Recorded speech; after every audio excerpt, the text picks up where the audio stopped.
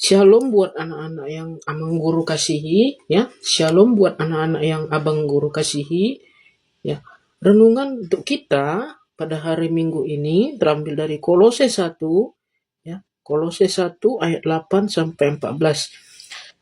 Sekali lagi, dari Kolose 1 ayat 8 sampai 14. Demikian firman Tuhan.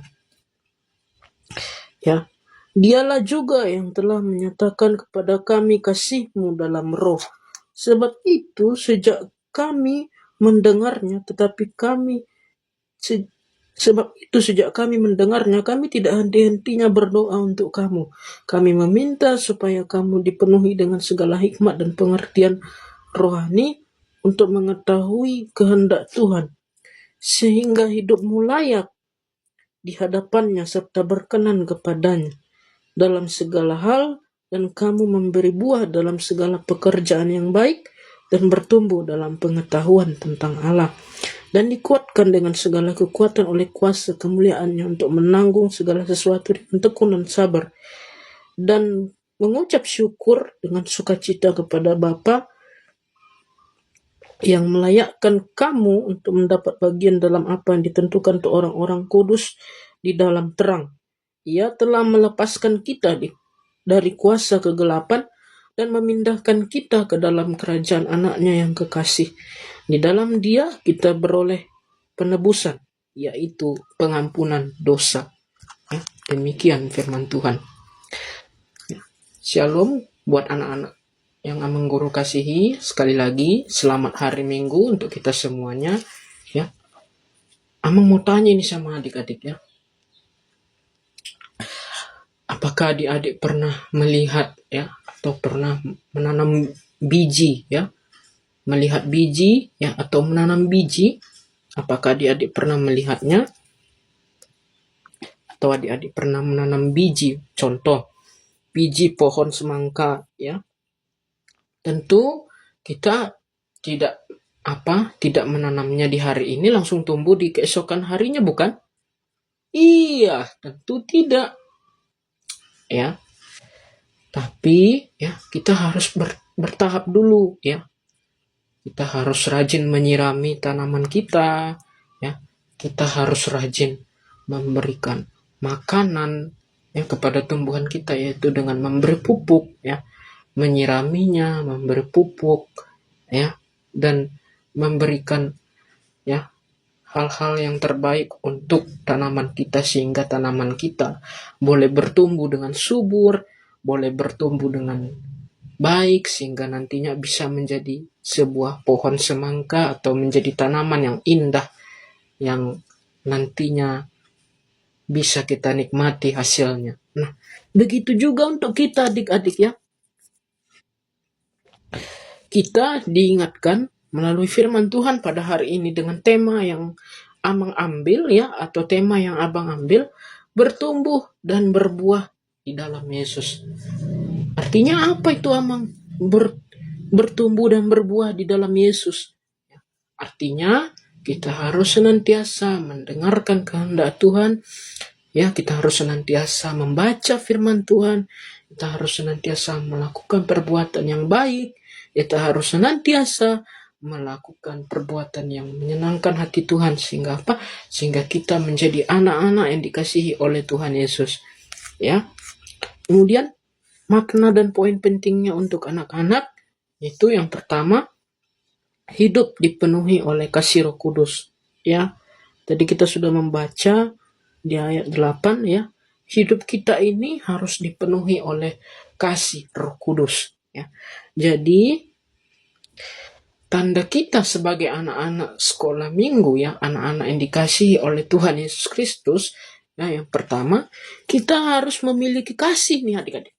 Kita harus memiliki hati yang penuh dengan kasih yang daripada Tuhan Yesus. Kita harus memiliki hati yang penuh dengan kasih. Kita harus memiliki hati yang mau mengampuni, karena itulah ciri-ciri anak-anak sekolah minggu, ya, anak-anak Tuhan Yesus yang senantiasa diberkati olehnya, ya. Sehingga kita boleh diberkati oleh Tuhan, ya. Mintalah bantuan Roh Kudus. Berdoalah adik-adik mintalah bantuan Roh Kudus. Supaya apa? Supaya Roh Kudus memampukan kita, Tuhan memampukan kita memiliki hati yang penuh dengan kasih dan memiliki hati yang penuh dengan pengampunan.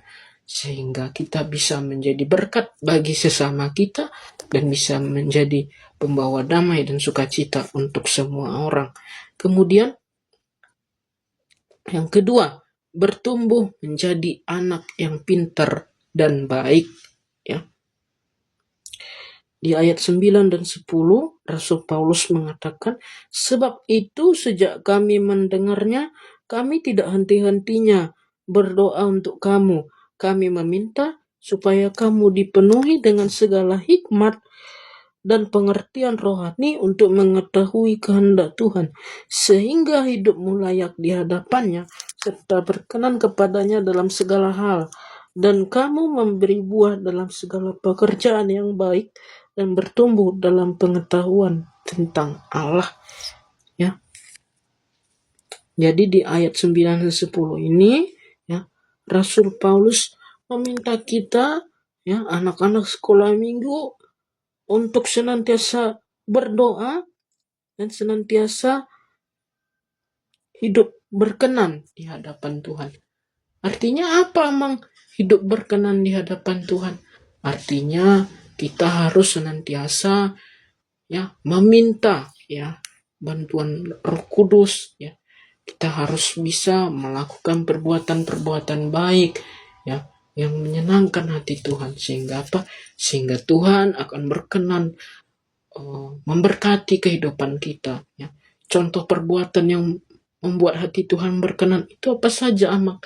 Nah, contohnya nih adik-adik, ya, ketika ada teman kita, ya, yang sedang bersedih, ya, jangan kita ejek mereka, jangan kita permalukan mereka, tapi biarlah kita menghibur mereka, ya, biarlah kita menghibur mereka, dan biarlah kita boleh mengasihi mereka, sehingga apa? Sehingga mereka boleh merasa bahwa kita memperhatikan mereka, sehingga mereka boleh melihat bahwa kasih Tuhan itu sungguh nyata di dalam kehidupan kita, ya.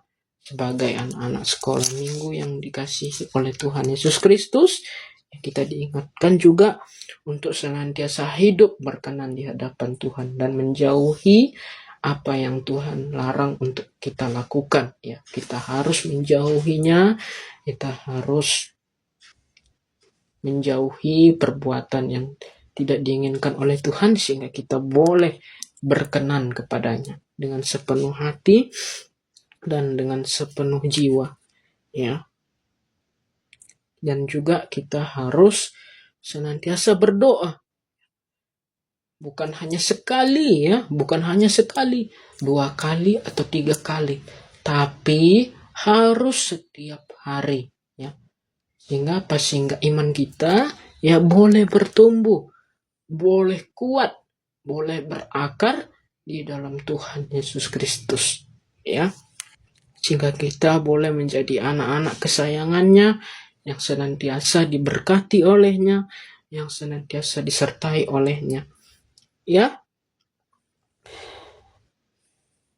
Kemudian yang ketiga, ya, maknanya untuk kita, yaitu menghasilkan buah lewat perbuatan baik, tadi ayat 10 kan, sehingga hidupmu layak di hadapannya, serta berkenan kepadanya dalam segala hal, dan kamu memberi buah dalam segala pekerjaan yang baik, dan bertumbuh dalam pengetahuan tentang Allah, ya.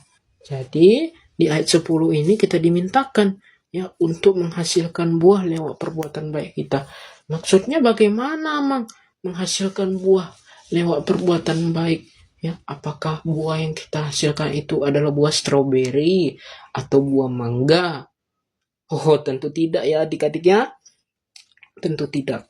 Nah, jadi maksud di sini menghasilkan buah lewat perbuatan baik adalah tunjukkanlah perbuatan baik kita, ya.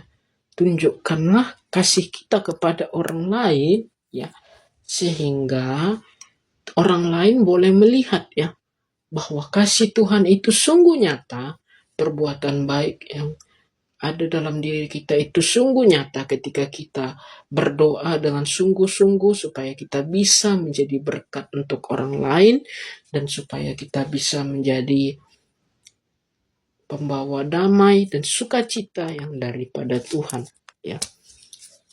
Jangan seperti ini, ya. Kalau ada misalnya ketika anak sekolah minggu mengatakan, aku mengasihi Tuhan, aku menyayangi Tuhan, aku sangat mencintai Tuhan. Tapi ketika pulang sekolah minggu nih adik-adik, ketika dia pulang sekolah minggu, ya, dia tidak mau berbagi dengan temannya. Dia tidak mau berbagi mainan dengan temannya. Dia tidak mau berbagi makanan dengan temannya.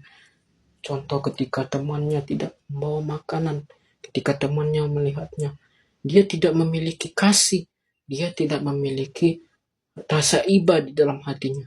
Sehingga apa? Sehingga dia membiarkan saja temannya itu, ya, sehingga dia lari. Ya, apakah itu adalah contoh dari perbuatan baik? Tentu tidak, ya. Apakah itu contoh dari buah-buah perbuatan baik? Tentu tidak. Nah, jadi contohnya itu adalah ketika ada teman kita, ya, yang melihat kita ketika ada teman kita yang melihat, ya, bahwa kita sedang membawa makanan, ya, dia sedang merasa lapar, ya. Mari kita berbagi kepada mereka. Mari kita tolong mereka, ya. Mari kita bantu mereka. Mari kita bagikan makanan kepada mereka. Sehingga apa? Sehingga kita boleh, ya, menjadi berkat untuk mereka, ya. Sehingga kita boleh menjadi berkat untuk mereka. Nah, ini lagi yang mau Amang berikan contoh, ya. Ketika kita memiliki teman baru, ya, apakah kita bisa langsung mengetahui hobinya? Apakah kita langsung tahu apa hobinya, apa makanan kesukaannya, apa film kesukaannya? Ya. Tentu tidak, ya. Maka, ya, sekali lagi, ya, kita harus belajar untuk mengenal, ya. Jadi ketika ada teman baru, ya, kita berkenalan, ya, kita berkenalan. Nah, dari berkenalan itulah kita boleh mengetahui apa makanan kesukaannya, apa film kesukaannya, dan lain sebagainya. Begitu juga dengan Tuhan, ya. Kita harus senantiasa belajar mengenal firman Tuhan. Kita harus senantiasa belajar mengenal kasih Tuhan di dalam kehidupan kita lewat firman-Nya yang senantiasa harus kita baca, ya. Yang lewat firman-Nya yang senantiasa kita renungkan di dalam kehidupan kita sehari-hari, ya. Sehingga kita bisa menjadi anak-anak yang berkenan di hadapannya dan menjadi orang-orang yang disukai oleh Tuhan, ya. Contoh perbuatan buah-buah yang baik yaitu, ya, kita harus senantiasa jujur, ya. Kita tidak boleh berbohong, karena berbohong itu adalah bukan buah perbuatan yang baik, ya. Kita harus senantiasa jujur, ya. Kita tidak boleh bohong, ya.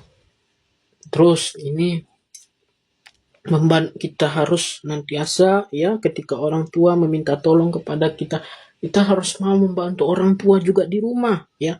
Itu juga merupakan salah satu perbuatan yang baik, ya. Salah satu perbuatan yang baik, ya, adik-adik, ya. Salah satu perbuatan yang baik, ya. Kemudian, ya, kita harus belajar untuk mandiri, ya. Kita harus belajar untuk mandiri, karena mandiri itu juga merupakan buah, ya, buah dari perbuatan baik, ya. Ketika kita disuruh oleh orang tua kita, contoh cuci piringnya, nak, contoh, ya. Nanti lama, malas, kamu harus belajar mandiri, kata orang tuanya, kan. Nah, ketika itu, ya, ketika dia disuruh oleh orang tuanya, ya, dia tidak mau melakukannya, itu adalah contoh perbuatan yang tidak baik ya. Jangan ditiru ya adik-adik ya. Tapi ketika orang tuanya menyuruh cuci piringnya nak, biar kamu tahu cara mencuci piring yang baik dan benar, dia bilang oke ma, siap. Maka kita harus bisa mencontoh perbuatan yang baik itu ya. Contoh perbuatan yang baik itulah salah satunya. Itulah beberapa contohnya. Kemudian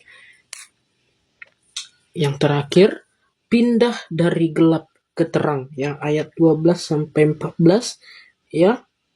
Dan mengucap syukur dengan sukacita kepada Bapa yang melayakkan kamu untuk mendapat bagian dalam apa yang ditentukan untuk orang-orang kudus di dalam terang. Ia telah melepaskan kita dari kuasa kegelapan dan memindahkan kita ke dalam kerajaan anaknya yang kekasih. Di dalam dia kita beroleh penebusan, yaitu pengampunan dosa ya. Jadi kita harus sekali lagi ya, di sini dikatakan pindah dari gelap ke terang. Artinya apa, Mang? Pindah dari gelap ke terang. Kan tadi dibilang ia telah melepaskan kita dari kuasa kegelapan. Maksudnya kegelapan itu apa, Mang? Apakah seperti mati lampu? Apakah hanya sekedar seperti mati lampu atau listrik padam? Oh, tentu tidak ya adik-adik ya. Kegelapan itu artinya adalah ketika kita dipindahkan Tuhan ya dari kuasa dosa, kita dibebaskan Tuhan dari kuasa dosa, dan kita dimasukkan atau dipindahkan ke dalam terang ya, ke dalam kerajaan anaknya yang kekasih. Nah, karena kita sudah beroleh penebusan ya, dan pengampunan, kita sudah beroleh penebusan dari Tuhan kita Yesus Kristus, yaitu pengampunan dosa. Nah, mari ya kita harus senantiasa hidup di dalam kebenaran ya, kita harus senantiasa hidup di dalam kasih dan kebenaran firman Tuhan, sehingga Tuhan akan senantiasa memberkati kita. Ketika kita berbuat salah, ketika kita berbuat dosa, mari kita datang kepada Tuhan, kita minta ampun, kita berdoa kepada Tuhan. Ketika kita mungkin berbohong kepada teman kita minta ampun saja kepada Tuhan. Kita berdoa, kita bersungguh-sungguh, kita berjanji kepada Tuhan bahwa kita tidak akan mengulangi perbuatan itu, sehingga Tuhan akan memberkati hidup kita dan mengampuni dosa-dosa kita. Dan pasti Tuhan akan menerangi hati kita dengan roh-Nya, yaitu Roh Kudus, sehingga kita bisa menjadi berkat untuk semua orang, sehingga kita bisa menjadi berkat untuk keluarga kita, teman-teman kita, dan orang-orang di sekitar kita, sehingga mereka bisa merasakan bahwa kasih Tuhan itu sungguh nyata di dalam kehidupan kita ya. Jadi sekali lagi Amang mau mengingatkan kita ya untuk senantiasa, yang pertama tadi kita harus senantiasa berdoa, yang kedua kita harus senantiasa membaca firman Tuhan, dan yang ketiga kita harus senantiasa datang menghadap kepada Tuhan ya. Yang dari Amang bicarakan tadi ya, kita harus bisa melakukan ketiga hal itu, sehingga Tuhan akan senantiasa memberkati kita dan menjadikan kita anak-anaknya yang disayanginya, sehingga kelak kita boleh tinggal di rumahnya, sehingga kelak kita boleh bersama-sama dengan dia di dalam surga. Terima kasih ya. Demikian firman Tuhan yang Amang bawakan untuk hari Minggu ini. Terima kasih. Shalom. Biarlah firman ini boleh menjadi berkat untuk adik-adik sekalian dan untuk orang-orang yang mendengarkan. Terima kasih. Tuhan Yesus memberkati.